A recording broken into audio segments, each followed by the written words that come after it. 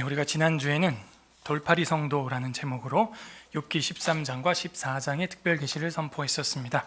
한 주간도 전문 성도로 살아가셨는지요? 오늘은 목격자를 찾습니다라는 제목으로 욥기 15장에서 16, 17장까지 특별 계시를 선포하고자 합니다. 다 함께 따라하겠습니다. 목격자를 찾습니다. 우리는 하나님을 목격자로 모실 수 있습니까?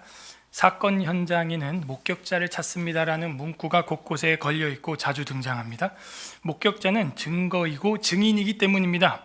그러므로 사건을 직접 본 증인의 증언은 결정적인 사건의 판결을 내리게 되는 확정이 됩니다.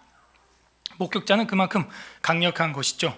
사람이 목격하지 못했으면 기계라도 목격하기를 바라서 우리는 CCTV나 블랙박스나 카메라를 범죄 수사에 요긴하게 사용하고 있습니다.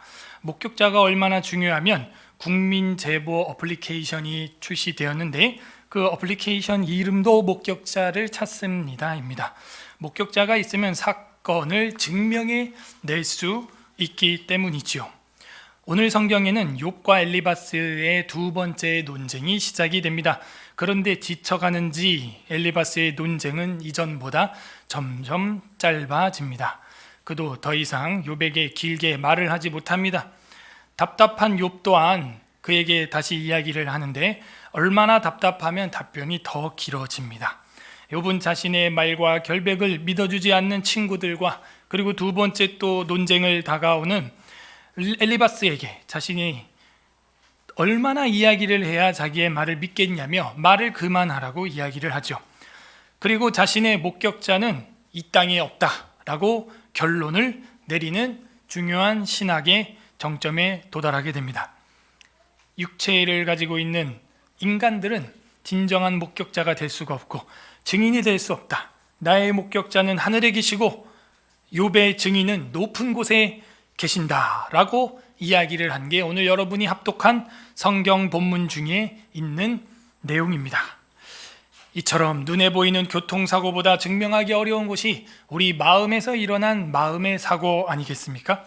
욥에게 남아있는 것은 전지하신 하나님, 전지전능하신 목격자 되는 하나님밖에 없다는 것이죠.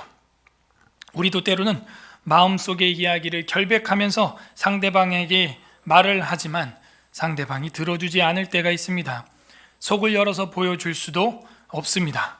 오직 하나님 앞에서 코람데오, 하나님 앞에서 말하고 행동할 뿐입니다. 반대로 하나님을 증인 삼아 말하는 사람의 말은 우리는 되도록이면 들어줘야 돼요. 하나님 앞에서 이야기한다라고 하는 어떤 사람이 있을 때는 그의 말을 믿어주는 것도 성도의 자세입니다. 그래서 예수 그리스도께서는 어린아이와 같은 자들이 천국을 쟁취한다는 거예요.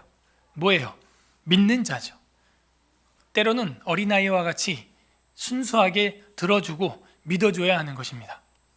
근데 요즘 어린아이들은 또 너무 타락해서 서로 또 안 믿어주더라고. 막 얘기를 해도 너 거짓말하지 마 막 이러면서 안 믿어줘 막 이러고.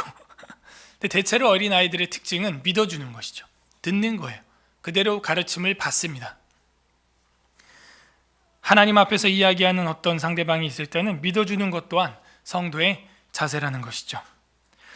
그런데 타락한 인간들은 자신이 억울할 때는 하나님을 목격자로 삼는 것을 선호하지만 자신이 범죄를 하고 불리할 때는 하나님이 나를 목격하지 않았으면 하는 생각을 하는 이중적인 자세를 가지고 살아간답니다. 부디 오늘 말씀을 통해서 하나님을 목격자로 삼는 데 당당한 신앙으로 살아가는 저와 여러분 되기를 주님의 이름으로 소망합니다. 우리는 계속해서 욥의 고통을 지켜보고 있습니다. 저는 욥이 신앙이 얼마나 투철한 사람인가 감탄을 하고 있어요. 오늘 우리가 불렀던 시편 42편 2 이것도요, 마지막 절에 보게 되면은 오직 주님께만 소망을 내가 두고 주만을 찬양하리라 하면서 딱 끝나거든요. 마치 욥의 그 마음을 노래하는 것 같았어요. 그래서 시편을 많이 부르면은 내 영혼의 해부학이고 내 영혼의 종합 진찰이 된다라고 했던 존 칼빈의 말이 부를 때마다 마음에 다가옵니다. 자, 오늘은요 16장을 우리가 읽었지만 15장부터 해야 된다는 것을 여러분 알고 계실 겁니다. 자, 15장 두 번째 논쟁이 시작되는데요. 1번 타자 다시 나왔습니다. 엘리바스 있죠. 15장은 역시 엘리바스가 욥에 대해서 너는 죄인이야 이런 얘기를 하고 있는 거예요. 1절부터 6절은 헛된 말이다 라는 말이죠. 욥의 답변들 다 헛소리야 뭐 이렇게 일축하는 장면이 나옵니다. 욥이 뭐라 그랬어요? 너희는 돌팔이 의사 같아 그런 말 했어요? 너희는 정말 돌팔이 의사 같아. 그러면서 인생은 참 꽃과 같고 그림자와 같구나. 누가 내 죄를 봉인해 주겠냐, 덮어주겠냐, 오직 주님께만 티끄바를 두겠다 이런 말을 했었어요. 그러면서 끝났던 건데 엘리바스는 그 이야기를 듣자마자 야 헛소리 그만해 이러면서 한 방에 쳐냅니다. 자, 1절부터 6절 헛된 말이다 이 나옵니다. 1절 대만 사람 엘리바스가 대답하여 이르되 지혜로운 자가 어찌 헛된 지식으로 대답하겠느냐. 그러니까 너는 지혜롭지 않다는 거죠. 지금 너가 하는 말은 다 헛된 지식, 헛소리야. 어찌 동풍을 그의 복부에 채우겠느냐. 그 당시 동풍이라고 하는 것은 아라비아 지역에서 날아오는 모래바람으로서 아주 무익한 바람, 무익을 넘어서 피해를 주는 그런 뜨거운 바람, 그걸 여기 동풍이라고 했어. 근데 이 동풍이라고 하는 말은요, 그 같은 구절에 나와 있는 헛된 지식의 헛된에 보게 되면 이 헛되다라고 하는 말은 바람과 같다라는 말이에요. 히브리어로 루아흐. 여러분 성령을 이야기할 때도 그 바람으로 비유하거든요. 근데 여기서는 정말 그 헛된 그냥 공기의 지나감, 그거를 헛된이라는 단어에 루아흐가 쓰인 거예요. 헛되다, 바람. 근데 이게 어디랑 연결이 되냐? 동풍이라고 하는 가딤이라고 하는 이 동풍과 지금 언어 유희를 하고 있는 거죠. 그죠? 루아흐와 가딤이 지금 헛된 그 바람이 동풍이라는 거죠. 동풍과 같다는 거죠. 뼈 때리는 말이에요, 한마디로. 너무나 잘 알고 있는 자연 현상을 지금 엘리바스가 욥에게 하는 거예요. 너는 뜨거운 그 동풍과 같은 헛소리 하고 있구나 지금. 참 뼈 때려요. 너무 아픈 말을 합니다. 3절에 보게 되면요, 어찌 도움이 되지 아니하는 이야기, 그죠? 도움이 되지 않는 이야기, 헛소리. 이야기는 따바르, 히브리어로. 너 자꾸 따바르 하고 싶다 그랬지? 자꾸 우리 보고 조용히 하라 그랬지? shut up 하라 그랬잖아요, 지난주에. 좀 조용해. 너야말로 지금 도움이 되지 않는 따바르를 하고 있어. 모익한 말로 변론하겠느냐? 변론 지난주에 밑줄 많이 쳤죠? 13장에서 그 변론이에요. 야카흐라고 하는 그 변론이라고 하는 단어. 너 변론 이제 그만해라. 4절에 참으로 내가 하나님 경외해야 하는 일을 그만두어 하나님 앞에 묵도하기를 그치게 하는구나. 이게 무슨 얘기냐면 정말 내가 묵도하고 조용히 있으려고 그러는데 그 묵도하기를 그치게 하는구나. 너 지금 내 침묵을 깨. 너 지금 보니까 5절 내 죄악이 내 입을 가르치나니. 그러니까 네 죄가 뭐냐? 네 입이야. 네 입. 네가 간사한 자의 혀를 좋아하는구나. 아주 그 아첨하고 간사하고 그런 혀구나. 하나님 앞에서는 죄인이라고 하면서 친구들의 말에는 대답을 마주 그냥 따박따박하는 간사한 혀다. 6절에 너를 정죄한 것은 내가 아니요 너 입이야. 네 입술이 내게 불리하게 지금 증언한다. 자, 증언은 법정적 용어죠. 너는 법적으로 지금 틀려먹었어.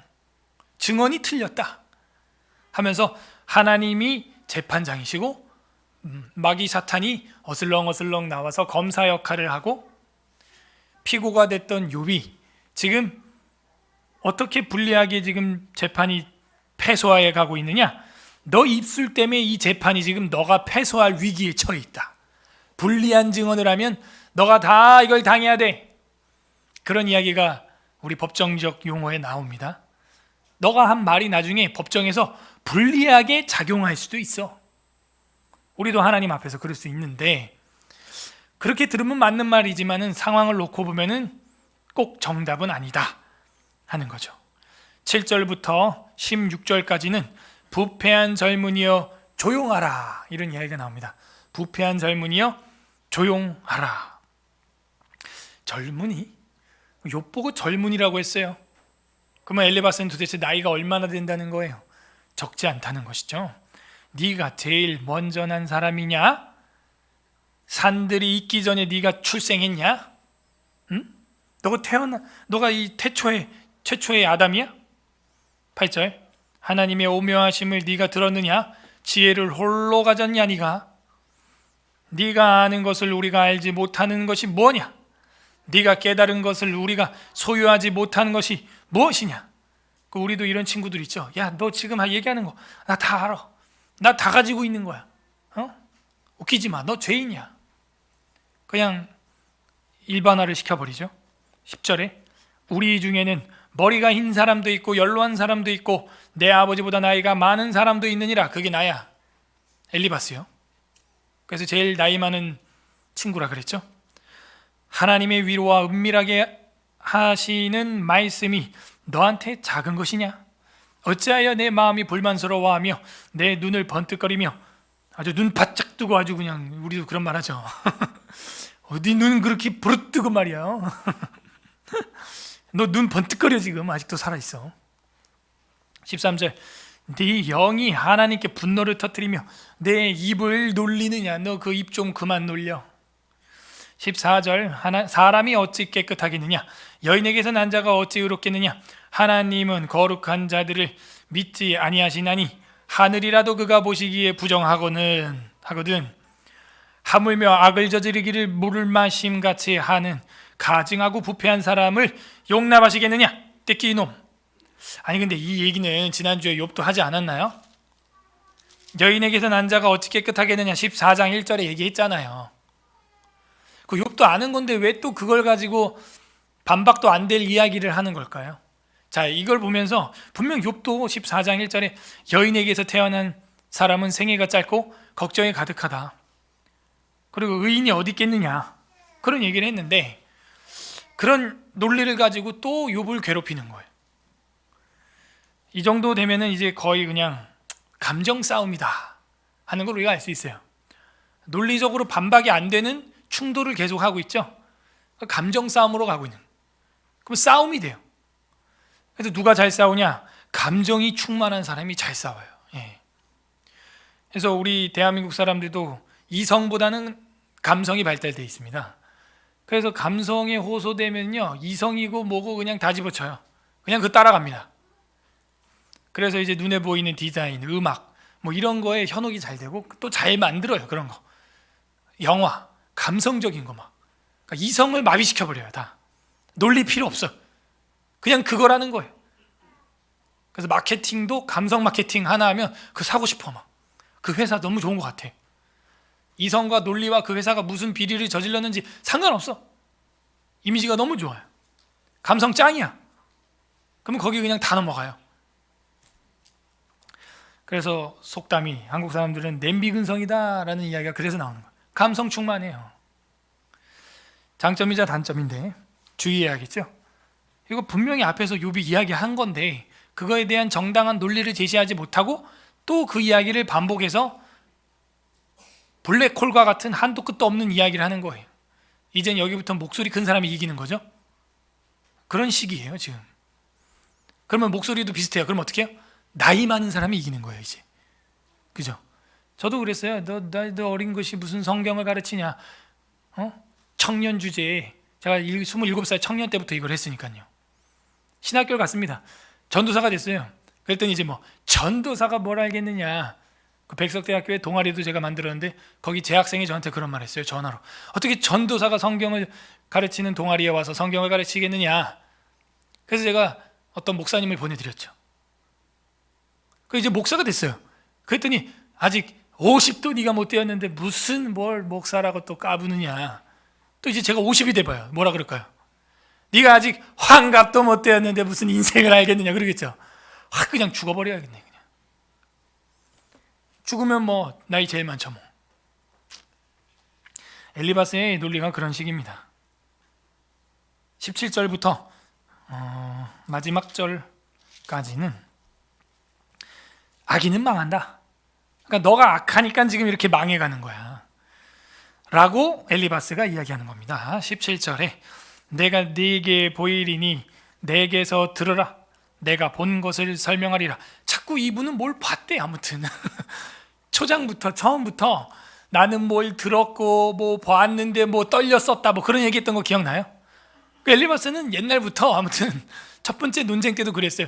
나는 네가 보지 못한 걸 보았고 그 영이 지나갈 때 난 벌벌 떨었었다 막 이러면서 뭐 자꾸 그런 체험, 연세가 많다 보니까 뭐 그런 간증 체험이 많으신가 봐요. 그러면서 내 말 들어라 이거예요. 이것도 이제 어르신들이 빠질 수 있는 일반화의 오류고 그 꼰대라 그러죠. 그렇게 될 수 있어요. 그거 조심해야 됩니다. 굳어지면 안 돼요. 18절에 이는 곧 지혜로운 자들이 전하여 준 것이니 그들의 조상에게서 숨기지 아니하셨느니라.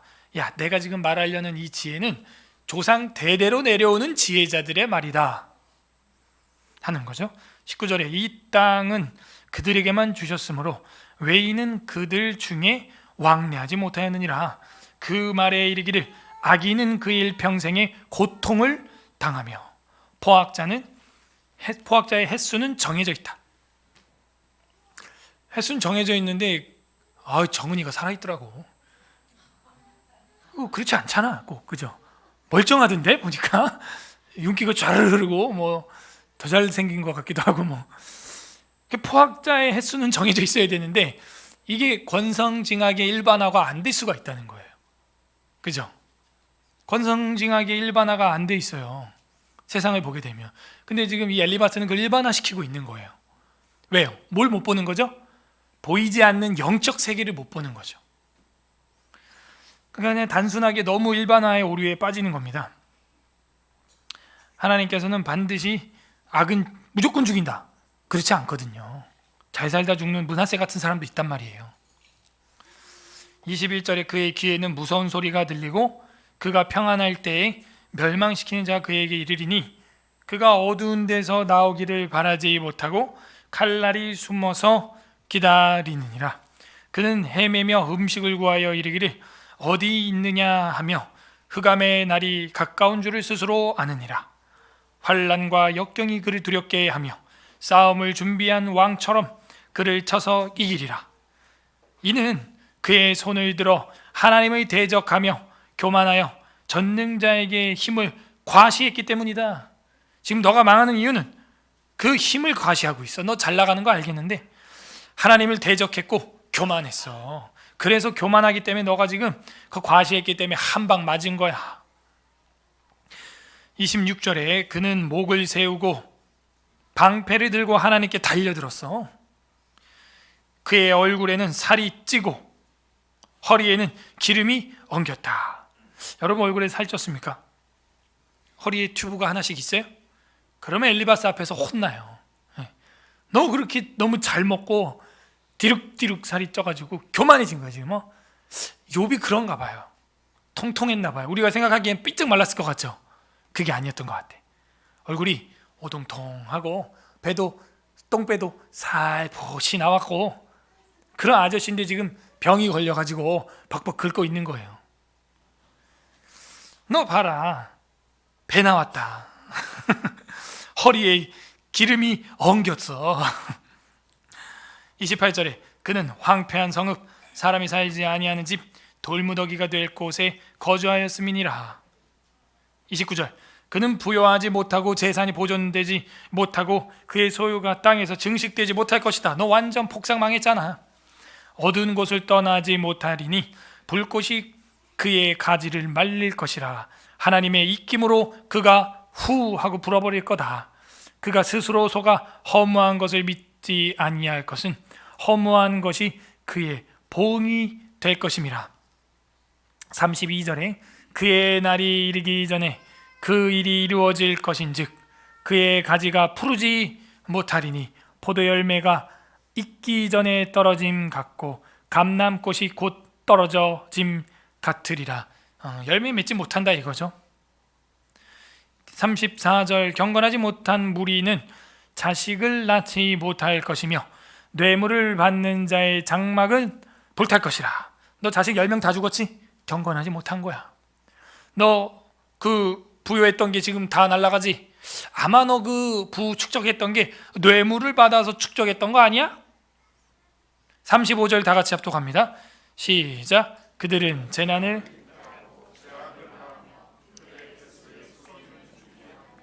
너 지금 잘 나갔던 거 다 속였던 거 아니야? 뒤로 호박씩 간 거 아니야?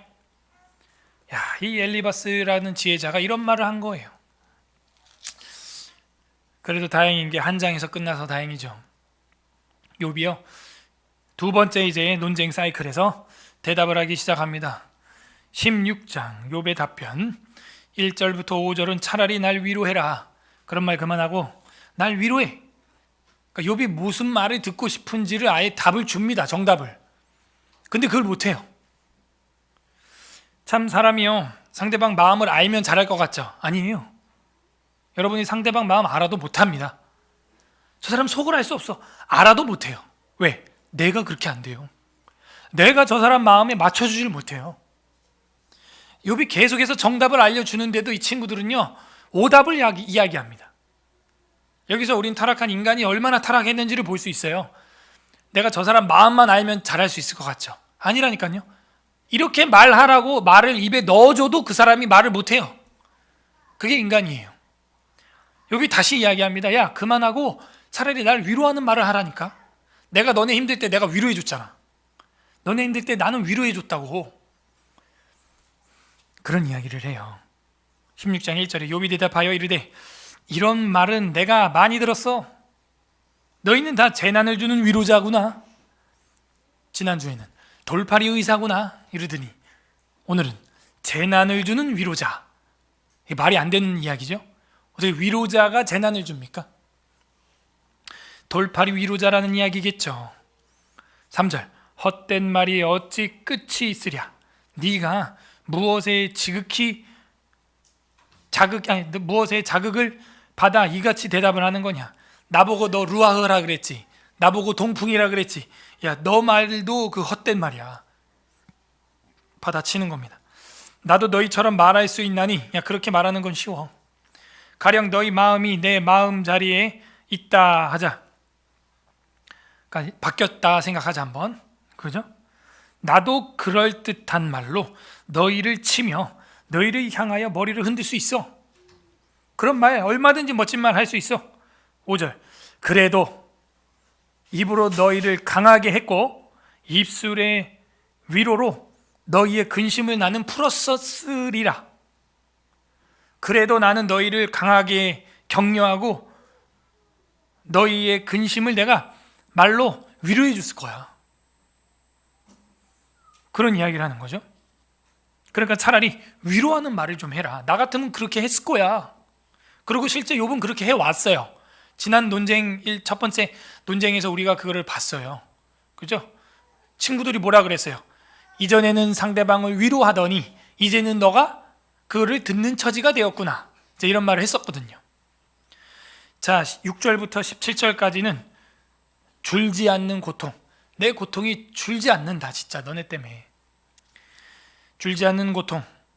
6절 내가 말하여도 내 근심이 풀리지 아니하고 잠잠하여도 내 아픔이 줄어들지 않으리라. 내가 조용해도 이 고통과 아픔이 줄지 않을 거다. 이제 주께서 나를 피로하게 하시고 나의 온 집안을 패망하게 하셨나이다. 주께서 나를 시들게 하셨으니 꽃과 같다 그랬죠? 지난주에 시들었어요. 이는 나를 향하여 증거를 삼으시리라. 증거. 나의 파리한 모습이 일어나서 대면하여 내 앞에서 증언하리이다. 여기서는 또 파리했다 그러는데 파리했다는 거는 마른 거거든요. 그러면 이제 앞뒤 문맥을 연결해 보면 예전에는 그렇게 좀 통통했었나 봅니다. 그러니까 너 그렇게 통통하고 살찌고 얼굴이 통통했었을 때 그 뇌물로 그렇게 살쪘던 거 아니야? 라고 엘리바스가 말을 했고, 그걸로 인한 징계로서 지금은 질병이 들어서 내가 파리하게 되었다 라고 엘리바스가 이제 보고 있는 관점인 것 같고요.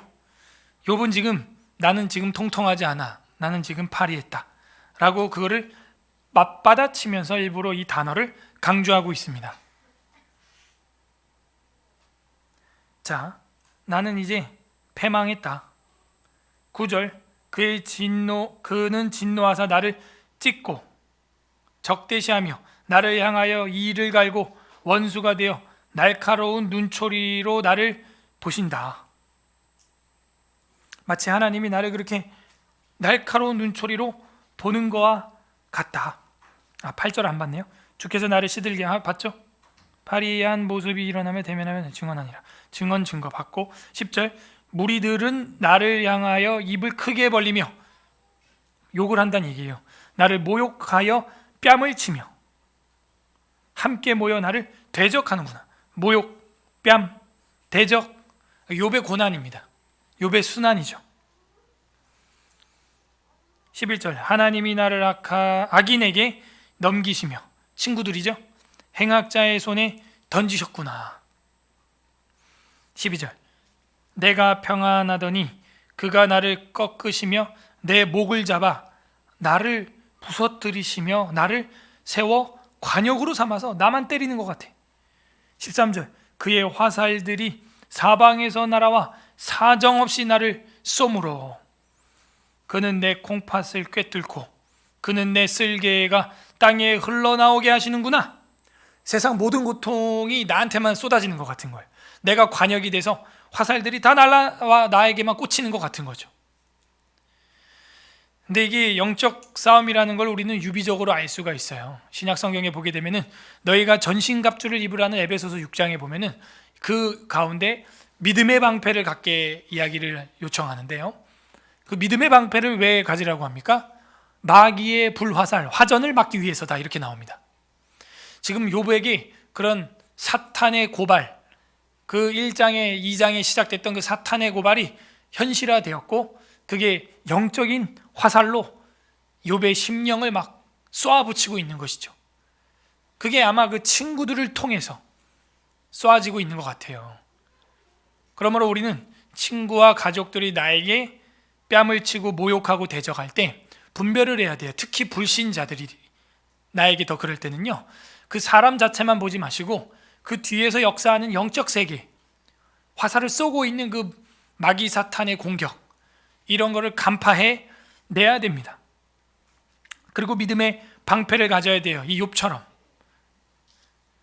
14절에 그는 나를 치고 다시 치며 용사같이 내게 달려드시니, 15절, 내가 굵은 배를 꿰매어 내 피부를 덮고 내 뿔을 티끌에 더럽혔구나.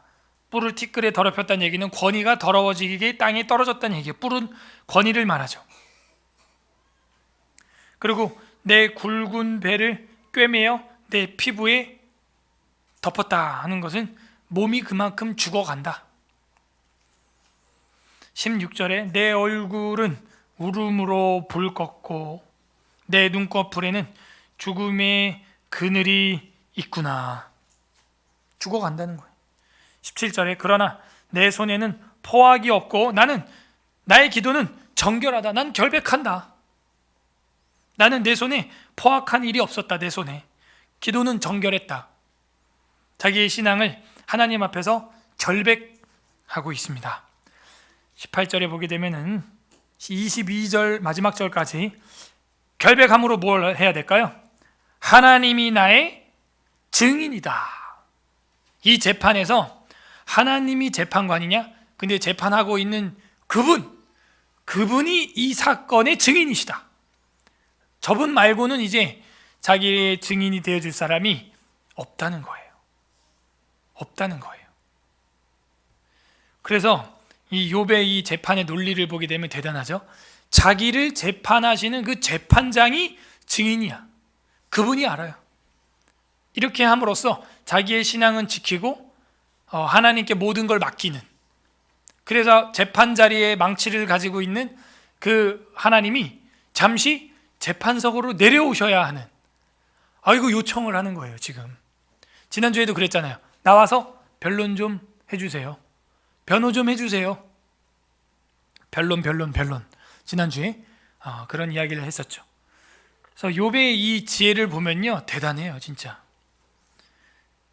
우리는 재판받을 때 무서워서 이런 발상도 아마 못할 텐데, 욥은 정말 하나님 앞에서의 신앙을 지키면서 하나님께 모든 걸 결백하고 있습니다.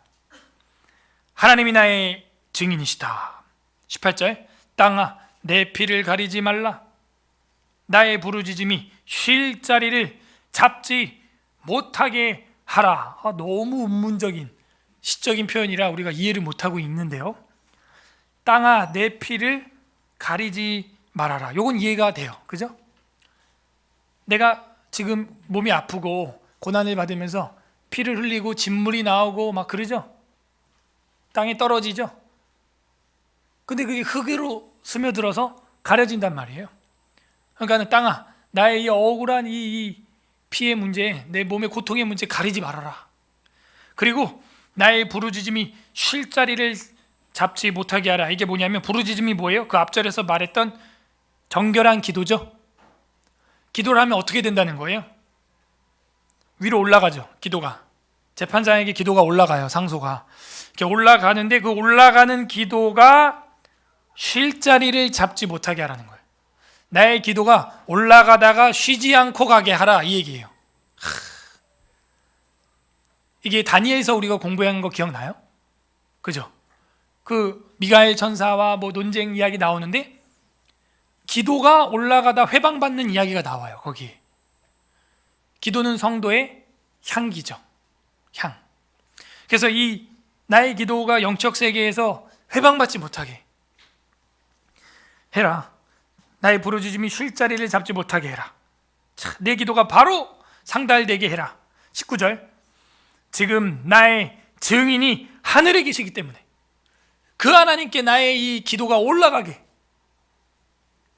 여기서 증인이라고 하는 말은 에드라고 하는 히브리어인데 목격자라는 말이에요. 이게 증인, 목격자. 지금 나의 목격자는 하늘에 계신다 하면서 하나님 앞에서의 엄청난 신앙 고백을 하고 있는 거예요. 맹세예요, 맹세. 나의 목격자, 나의 증인은 하늘에 계시고 나의 중보자가 높은 데 계시리라. 중보자라고 하는 번역은 조금 아쉽고요. 요 앞에 이제 나의 증인을 목격자로 번역을 하고 나의 중보자를 나의 증인으로 번역을 하는 게 더 좀 괜찮은 번역인 것 같습니다. 둘 다 증인이라는 의미를 가지고 있거든요. 근데 중보자라고 하면 우리는 메시아적 생각이 나기 때문에 사실 사전적으로도 이 중보자라고 하는 용어 사헤드라는 말은 증인, 증거라는 법정적 용어지, 이 중보자라고 하는 말은 조금 어울리지 않습니다. 그렇다고 이게 무슨 변호자라는 의미를 가지고 있는 것도 아니고요. 그래서 중보자라고 하는 번역보다는 증인이라고 번역하는 게 맞아요. 그래서 앞에 증인이 나오기 때문에 앞에는 목격자로 번역을 하고 뒤에를 증인으로 번역을 하는 것이 좀 더 괜찮은 표현입니다. 지금 나의 목격자는 하늘에 계시고 나의 증인은 높은 데 계시니라. 그가 누구예요? 성부 하나님이시죠. 그러므로 욥이 뭐라 그러는 거예요? 목격자를 찾습니다. 내 인생에 이 풀리지 않는 이 영적 문제, 신앙의 문제, 이 억울한 문제, 이 목격자가 엘리바스도 소발도 빌닷도 아니에요. 얘네들이 목격자인 줄 알았어요. 처음에는 와갖고 7일 동안 침묵하고 위로해 주길래 자기 와이프가 목격자인 줄 알았어요. 그랬더니 아니에요. 욕하고 도망가더라고요. 더 이상 욥에게 희망이 없어요. 친구들도 원수가 되었어요. 나의 유일한 목격자와 증인은 높은 곳에 하늘에 계신 그분밖에 없는 거예요. 거기 가서 대법원이에요. 대대법원이에요. 백보자 심판대 앞에서 재판하지 않고서는 이 재판은 사필기정이 되지 않는다는 거예요. 이게 욥의 논리고 신앙 고백입니다. 목격자를 찾습니다. 근데 그 목격자가 저 위에 계십니다. 20절, 나의 친구는 나를 조롱하고 내 눈은 하나님을 향하여 눈물을 흘리니 사람과 하나님 사이에와 인자와 그 이웃 사이에 중재하시기를 원하노니 수년이 지나면 나는 돌아오지 못할 길로 갈 것임이니라. 뭐예요? 난 이제 죽는다. 그렇기 때문에 이제 이 재판이 제대로 돼야 된다. 목격자를 찾습니다. 가장 확실한 목격자입니다. 나에게 남은 길은 무덤밖에 없습니다. 17장 1에서 2절도 무덤만 남아있다. 죽어가요 지금 욥이. 17장 1절 나의 기운이 쇠하였으며 나의 날이 다하였다. 무덤이 나를 위하여 준비되었구나. 나를 조롱하는 자들이 자꾸 나오죠. 뺨, 모욕, 대적, 조롱, 그죠? 20절에도 조롱, 17장 2절에도 조롱. 저는 욥의 순환을 보고 있어요. 나를 조롱하는 자들이 나와 함께 있으므로 내 눈이 그들의 충동함을 항상 보는구나. 3절에서 5절은 보증인을 주소서. 다시 한번 이야기를 합니다. 3절 청하건대 나에게 담보물을 주소서라고 되어 있는데, 이 아라브라고 하는 히브리어는 담보 물건이 아니고요, 담보물이라기보다는 보증인, 증인, 보증인 되는 거예요. 물론 그 보증인이 담보물을 제시해야겠죠. 청하건대 나에게 보증인을 주소서. 나의 손을 잡아줄 자가 누구리까? 주께서 그들의 마음을 가리어 깨닫지 못하게 하셨사오니 그들을 높이지 마소서. 그리고 나에게 보증인을 주세요. 5절 보상을 얻으려고 친구를 비난하는 자는 그의 자손들의 눈이 멀게 되리라. 그래서 자기 친구들이 하나님한테 지금 아양 떨면서 하나님한테 아첨하느라고 지금 욥을 비난하고 있다는 거예요. 너네 그렇게 재판하면 안 돼. 그렇게 너네 나를 송사하면 안 돼. 아무리 너희가 지금 나를 피고로 삼고 있지만 그렇게 하면 안 된다. 너희가 원고라고 해서 지금 나를 그렇게 비난하면 안 돼. 하나님한테 잘 보이려고, 보상받으려고 말이야. 자, 마지막 단락은 무덤까지는 못 따라오는 희망. 그래서 지금 거의 이제 절망 가운데 있어요. 희망은 무덤 뒤에는 못 따라오지 않냐. 소망이 없다. 죽으면. 무덤까지는 못 오는 희망. 무덤까지는 못 따라오는 희망. 지금 욥이 느끼는 감정이에요, 지금. 그러면서 말을 합니다. 무덤까지는 희망이 따라오지 못하는구나. 무덤까지는 못 오는 희망. 6절 하나님이 나를 백성의 속담거리가 되게 하시니 그들이 내 얼굴에 침을 뱉는구나. 모욕, 뺨, 대적, 조롱, 침. 저는 여기서 이 욥의 순환을 볼 때 그리스도의 순환이 생각이 나요.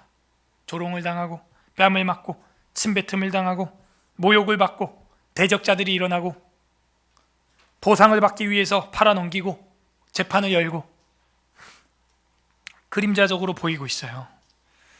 침을 뱉는구나. 7절에 내 눈은 근심 때문에 어두워지고 나의 온 지체는 그림자 같구나. 이제 사라지겠어. 정직한 자는 이로 말미암아 놀라고 죄 없는 자는 경건하지 못한 자 때문에 분을 내나니. 9절 그러므로 의인은 그 길을 꾸준히 가고 손이 깨끗한 자는 점점 힘을 얻느니라. 10절 너희는 모두 다시 올지니라. 다시 와봐 나한테. 내가 너희 중에 지혜자를 찾을 수가 없어. 엘리바스 소발빌닷. 너희들 중에 지혜자가 없어. 다 와봐. 또 와보라니까 또 와가지고 또 논쟁하는 거죠.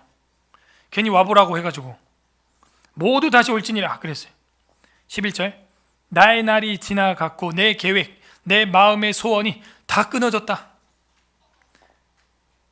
12절 그들은 밤으로 낮을 삼고 빛 앞에서 어둠이 가깝다 하는구나. 내가 수월이 내 집이 되기를 희망하여. 수월은 사람이 죽으면 가는 장소로 알려져 있죠. 내 침상을 흑암에 펴 놓음에. 14절 무덤에게는 너는 내 아버지라. 구더기에게 너는 내 어미니 내 자매라 할지니라. 전에도 막 구더기 이야기를 했는데요. 이제는 무덤이 내 아버지고 구더기 이제는 내가 들어갈 곳이 거기는 이제 어머니의 품 같다. 내 자매다. 한다는 거예요. 그래서 이제는 내가 이제 다 했다. 난 이제 죽는 거 말고는 소망이 없다. 소망이 없다. 난 이제 죽는 것만 내 유일한 소망이다. 힘이 다 했다. 남아있는 게 없음을 고백을 하고 있는 욥의 모습을 볼 수가 있습니다. 그래서 이제 나는 이제 죽은 일밖에 안 남았는데 희망이 죽음 넘어서까지 못 오는 것 같다. 이 죽음의 무덤의 자리까지 이 희망이 못 오는 것 같다 하는 이야기를 합니다. 보세요. 15절. 나의 희망이 어디 있으며 나의 희망을 누가 보겠느냐. 이 희망이 티크바라고 하는 단어죠. 이 희망이 티크바, 소망. 근데 이게 다른 뜻으로 어떤 뜻이 있다 그랬어요? 소망, 희망, 실, 줄, 밧줄. 여리고성이 무너질 때 기생 라합이 내렸던 붉은색 줄. 그게 이 희망, 소망, 티크바. 근데 나의 희망이, 나의 줄이, 생명의 줄이 어디 있으며 나의 희망을 누가 보겠느냐. 16절 다 같이 읽어보세요. 시작. 우리가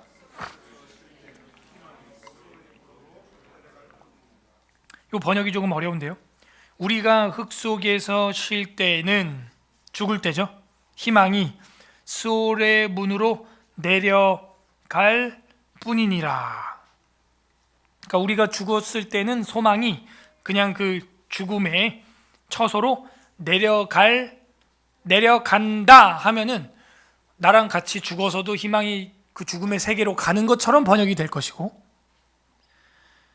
내려갈 뿐이니라 이렇게 번역을 하니까 내려갔는데 별로 도움이 안 된다. 지금 이런 뉘앙스를 주고 있어요. 그래서 어제도 우리 김원주 전사님이 그 번역본 다 올려드렸잖아요. 거기도 보면은 이걸 이제 의문문으로 번역한 번역가들도 있는 거예요. 희망이 스올의 문으로 내려갈 뿐이니라를 내려가겠느냐? 그러니까 도움이 안 된다라는 뉘앙스거든요. 지금 그 희망이, 티크바가 없단 얘기예요. 그래서 우리가 흙 속에 쉴 때, 죽었을 때 그 희망이 스올의 문으로 내려가겠느냐? 그 희망이 거기까지 와서 날 도와주겠느냐? 과연 지금도 안 보이는 그 희망이, 소망이 없는데 무덤까지 못 오는 희망, 소망 같다 하면서 욥의 두 번째 사이클의 첫 번째 답변이 끝나게 됩니다. 결국 욥이 이야기하고 싶은 건 뭐예요? 아무런 소망과 증거와 증인이 이 땅에는 없고 목격자는 하나님밖에 없다는 거예요. 난 목격자를 찾고 찾는데 없다는 거예요. 희망이 없어요. 소망이 없어요. 철로 역정에서도 가장 큰 위기가 뭐였어요? 희망이 없어. 소망이 없어요. 그게 철로 역정에서 가장 큰 위기였죠. 크리스찬에게. 그게 있으면 죽음도 불사하는데요. 희망이 없어요. 소망이 없어요. 인생이. 그러면 이 절망 가운데서 거하게 되는 것입니다. 근데 한 가지 욥의 정결한 기도 때문에 그 기도가 응답될 것 같아요. 정리해 보겠습니다. 하나님을 목격자 삼은 그리스도인, 그게 바로 욥의 모습이에요. 그리고 자신이 그 고난에 동참하고 있어요. 성도의 고난에 동참하고 있다는 것입니다. 우리의 삶에서도 억울한 일, 정말 이해가 안 되는 일, 정말 눈으로 보이는 세계에서는 용납이 안 되는 일들이 많습니다. 그럴 때는 우리는 위에 계신 목격자를 찾아야 되는 거예요. 지난주 설교에서도 욥은 지속적으로 하나님께 희망, 티크바를 두었어요. 지난주 결론에도 보면 결국 하나님께 희망을 둔다 이러면서 끝났거든요. 14장 19절에서도 사람의 희망을 끊어진다, 희망이 없다, 계속 희망을 노래하고 있어요. 기도하고 있어요. 그래서 욥의 순환은 아무도 공감해주지 못하고 있습니다. 오직 보이지 않는 하나님만이 그의 목격자가 될 수 있고 보증인이 될 수 있다, 증인이 될 수 있다 하는 것이죠. 그래서 우리도 고난 중에 있을 때는요, 오로지 하나님에게 기도하는 자세, 그걸 견지해야 돼요. 그러면 하나님을 목격자 삼은 삶, 하나님을 목격자 삼은 성도, 크리스찬 특징이 뭘까요? 오늘 본문을 좀 정리를 해보면, 첫 번째, 그리스도의 고난에 동참한다. 이게 오늘날 21세기 욥이 겪어야 될 일이에요. 저와 여러분이 겪어야 될 일입니다. 모욕을 당하고 뺨을 치고 대적하고 조롱하고 침뱉고 비난하고 자기들이 보상을 얻기 위하여 그리스도인들을 욕하는 시대에 우리는 살고 있어요. 자기들이 우월해지기 위해 교회를 욕하고 성도를 욕하고 짓밟아야 성질이 풀리는 사람들이 만연한 시대에 살아가고 있습니다. 하나님을 목격자 삼은 삶, 하나님을 목격자 삼은 크리스찬은 그 그리스도의 고난에, 순환에 동참해야 돼요. 욥의 순환에 동참해야 됩니다. 두 번째, 하나님을 목격자 삼은 삶은요, 기도하는 거예요. 하나님 앞에서 정결한 기도, 손에는 포악을 묻히지 아니하고 하나님 앞에 정결한 손으로 고소장을 내미는 것이죠. 그 정결함이 우리의 고소장이 되는 거예요. 세 번째, 하나님을 목격자 삼은 삶을 살아가는 크리스찬은 하나님에게 희망의 줄을 끝까지 두는 것이죠. 지난번 논쟁 끝날 때도 그렇고 시작할 때도 그렇고 두 번째 논쟁 시작할 때도 그렇고 일관성 있게 욥은 하나님께 소망을 두는 거예요. 우리도 이런 일관성 있는 신앙이 필요합니다. 세상은 일관성이 없어요. 부조리예요. 제가 볼 땐 지금 이 질병을 대하는 자세도 부조리. 우리 그 조진우 집사님 회사에 확진자가 지난주에 나왔거든요. 근데 2주 정도는 이제 쉬겠다, 이제 회사 쉬겠다, 그리고 공짜로 이 키트 검진도 받겠구나, 소망을 티크바를 가지고 있었어요. 근데 하루 쉬고 출근하라는 거예요. 바로 확진자가 같은 회사에 있는데 1m 간격으로 왔는데요. 여러분, 만약 우리 교회에서 한 명 나왔잖아요. 어떻게 했을까요? 다 가야 돼요, 여러분. 그리고 뉴스에 빵빵 나옵니다. 아시죠? 그래서 하루 쉬고 출근하라는 거예요. 그래서 어이가 없다고. 저도 어이가 없더라고요. 저도 만났는데 그 아기 보러 가면서 저도 검사해줘야 되는 거 아니에요?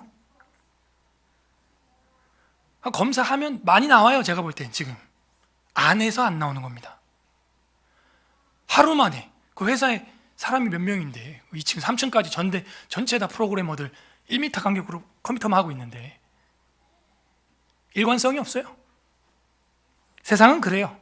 그래서 전 이해를 합니다. 그냥 그래요. 세상은 일관성이 없어요. 근데 욥은 엘리바스와 빌닷과 소발과 달라요. 끝까지 하나님에게 일관성 있는 자기의 신앙 고백, 기도, 희망, 티크바 거기 두고 있는 거예요. 세상 정보에 희망을 두지 않아요. 하늘 정보에, 나의 증인은 높은 곳에 있다, 나의 목격자는 하늘 위에 계신다, 그분에게만 소망을 두는 거예요. 그것이 욥의 신앙의 자세고 하나님을 목격자 삼은 삶을 살아가는 크리스찬의 자세예요. 세상에 소망을 두지 마세요, 여러분. 여기는 철로 역정에 의하면 멸망의 도시입니다. 여기에서 어떤 사람이 히어로가 돼서 대한민국을 세워줄 거라고 희망을 갖지 마세요. 하나님이 보호하사 우리나라 만세! 하나님에게만 소망을 둬야 됩니다. 이게 하나님을 목격자 삼은 삶을 사는 크리스찬의 모습이에요. 그분이 목격자고 그분이 내 보증인이시다. 그게 욥의 신앙이에요. 멋있지 않아요? 여러분, 관련 구절 찾아보겠습니다. 로마서 1장 9절에서 10절, 신약성경 로마서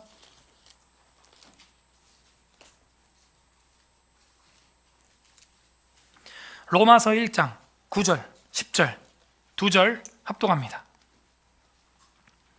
239페이지 신약성경 239, 로마서 1장 9절 10절 두 절 합독합니다. 시작. 시작. 내가 그의 아들의 복음 안에서 내 심령으로 섬기는 하나님이 나의 증인이 되시거니와 항상 내 기도에 쉬지 않고 너희를 말하며 어떠하든지 이제 하나님의 뜻 안에서 너희에게로 나아갈 좋은 길 얻기를 구하노라. 여기 9절에 뭐라 그래요? 내가 기도하고 너희를 위해서 기도하는 거 진짜야. 내가 그렇게 욥처럼 정결한 손을 들어 기도하는 거 진짜야. 그렇게 기도하는 것은 내 심령으로 섬기는 하나님이 나의 증인. 이 증인이라고 하는 단어가 구약에서 봤던 그 증인이라는 단어랑 똑같은 단어예요. 그래서 이 신약 성경에서는 영어로는 이제 witness라고 되어 있는데 구약에서는 ed라고 하는 히브리어고 신약에서는 우리가 잘 알고 있는 martis라고 하는 말입니다. 하나님이 나의 증인이시다. martis. 여러분이 martis라고 하는 말 어디서 공부해 봤어요? 사도행전 1장 8절에 보게 되면은 나오죠? 사도행전 1장 8절에 뭐라 그래요? 오직 성령이 너희에게 임하면 너희가 권능을 받고 예루살렘과 온 유대와 사마리아와 땅 끝까지 이르러 내 증인이 되리라. 그래서 이 증인이라고 하는 말은 어떤 단어와 동의어라 그랬어요? 마르티스는 증인은 순교자. 순교자와 동의어예요. 그래서 증언하는 자는 어떻게 증언해야 돼요? 맹세하고 또 증언해야 돼요.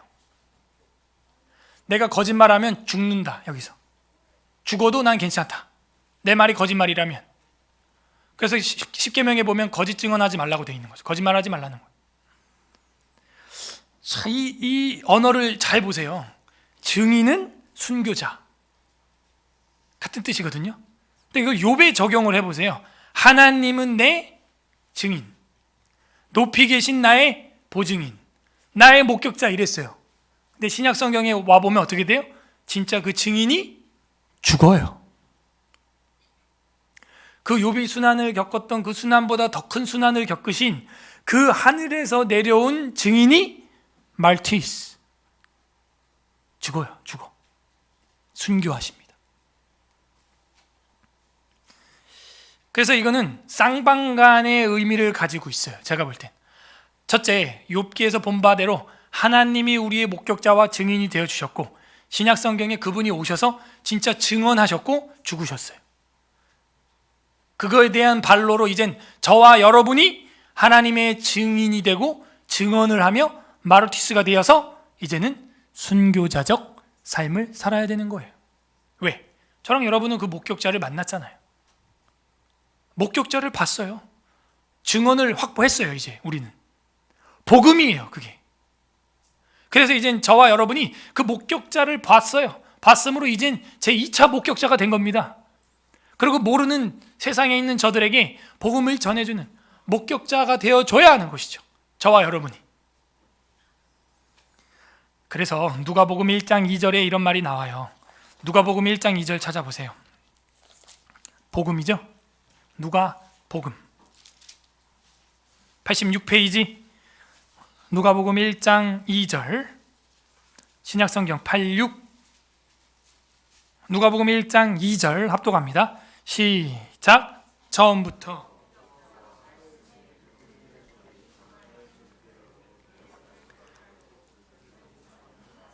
네, 목격자의 증언이 이렇게 비리비리하면 안 돼요. 네, 다시 한번 읽겠습니다. 1장 2절 시작.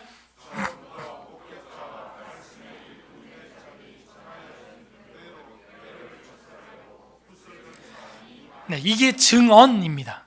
목격자와 말씀에 일꾼된 자들, 전해준 대로 붓을 든 사람이 많다. 그들이 다 목격자예요. 이젠 저와 여러분이 그 목격자, 윈니스 하는 사람이 된 거예요. 그리고 아까 말했던 사도행전 1장 8절 보세요. 사도행전 1장 8절 187페이지 사도행전 1장 8절 187페이지 사도행전 1장 8절 합독합니다. 시작.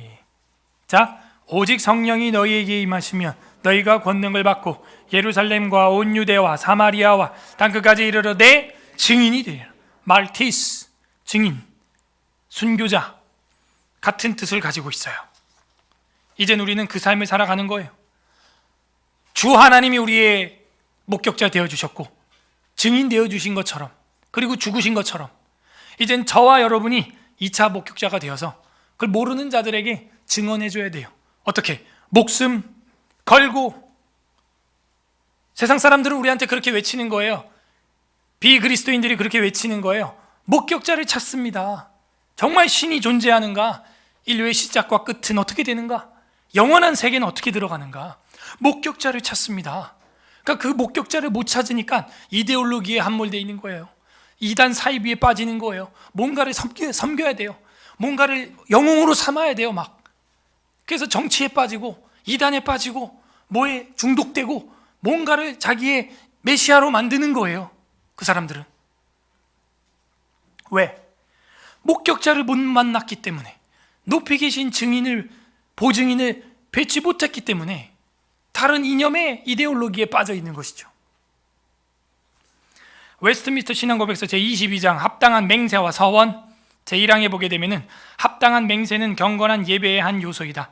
예배 시 때를 따라 맹세하는 사람이 엄숙하게 하나님을 불러서 그 사람이 주장하거나 약속하는 것을 하나님이 증거하게 하며, 그뿐 아니라 그는 진리에 따라 판단하고 또 그가 서원한 것에 허위가 없는가 판단하기 위하여 하나님을 부르는 것이다. 하나님이 증거하게 하고 하나님을 부르는 것, 그게 맹세예요. 그래서 하나님을 우리의 증인으로 삼은 자, 그가 성도예요. 그리고 세례 받을 때 맹세를 하는 것이죠. 오후에도 우리가 성례 이제 공부를 할 텐데요, 주님을 배우는 거예요. 그래서 우리 성도 간에는요, 내가 하나님 앞에서 말하건대 하고 말하는 말들은 믿어줘야 돼요. 웃기지 마, 너 그 거짓말이지, 자꾸 이러면서 논쟁과 분쟁을 키우면 안 됩니다. 하나님을 증거 삼아서 하나님 앞에서 이야기하는 건요, 들어줘야 돼요. 다만 잘못된 유대인들처럼 성전으로 맹세하거나 땅으로 맹세하거나 하늘로 맹세하거나, 자, 이런 거는 하면 안 되죠. 내 몸으로 맹세하거나 그런 건 하면 안 되죠. 제대로 그냥 하나님 앞에서 말하면 되는 겁니다. 그게 마지막 확증이기 때문이죠. 할 수 있어요. 오늘 어떤 하나님 아버지의 마음이 보이십니까? 우리의 목격자, 증인, 보증인 되어주시는 하나님, 그리고 우리를 위해 죽음도 불사하시는 그 보증인의 모습, 복음 안에서 우리는 볼 수 있었습니다. 각자 적용을 해보시길 바랍니다. 나는 이웃에 뺨을 치고 모욕하고 조롱하고 침뱉고 있진 않는가? 오히려 내가 엘리바스처럼 하고 있진 않는가? 잘 믿고 있는 성도들에게, 혹은 오히려 내가 믿지 않는 자들에게, 이웃에게 뺨을 맞고 모욕을 당하고 조롱과 침뱉음을 받고 계십니까? 그리스도의 순환, 욥의 순환에 동참하면 되는 것입니다. 우리 주 예수 그리스도께서는 참된 증인으로 말티스로 오셨습니다.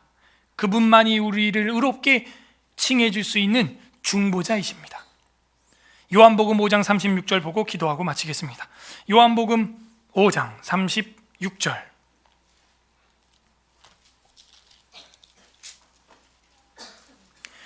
요한복음 5장 36절,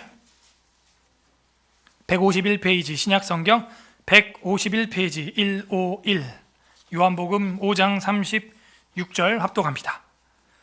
시작. 내게는 요한의 증거보다 더 큰 증거가 있으니 아버지께서 내게 주사 이루게 하시는 역사, 곧 내가 하는 그 역사가 아버지께서 나를, 그죠?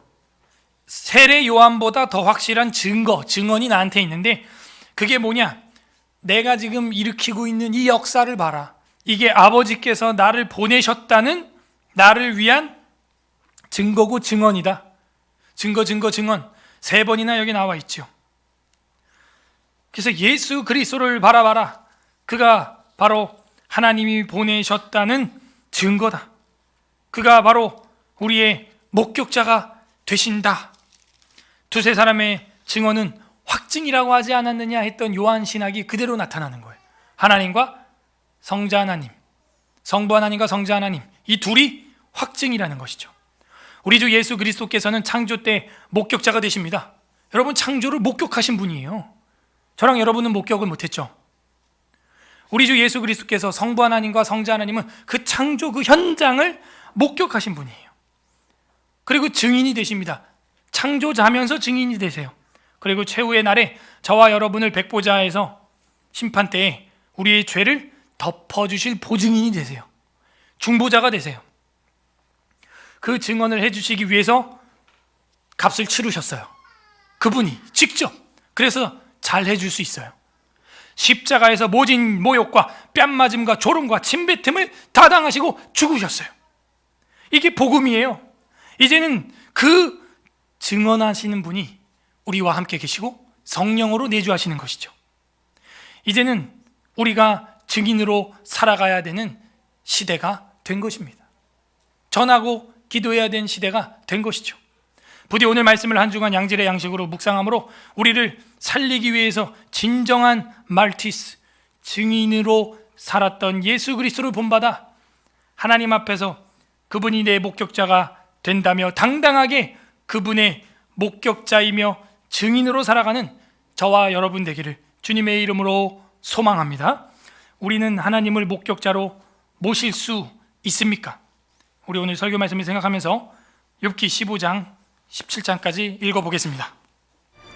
이 시간 우리 말씀을 생각하면서 같이 기도하는 시간 갖겠습니다. 첫 번째, 우리의 목격자 증인 되어 주시고 십자가로 보증인 되어 주신 하나님 감사합니다. 우리 삶의 고통과 억울한 일 가운데도 우리에게 목숨을 다하여 증언해 주시고 목격자 되어 주시니 감사합니다. 감사 기도하시고, 두 번째는 하나님을 목격자 삼지 못하고 세상에서 목격자로 살지 못했던 우리의 삶이 있었다면 회개하는 기도를 했으면 좋겠습니다. 나는 이 목격자로 살면서 얼마나 증언하고 살았는가, 얼마나 생명을 구하는 복음을 전했는가, 회개하는 삶, 회개하는 기도 이 시간 했으면 좋겠고, 세 번째로는 나를 위해서 증인, 순교자 되신 하나님, 이제는 무덤에 갈 때까지 내가 증인으로 살게 하시고 하나님의 마르티스로, 순교자로 살게 하여 주시옵소서. 목격자로 살게 하여 주시옵소서.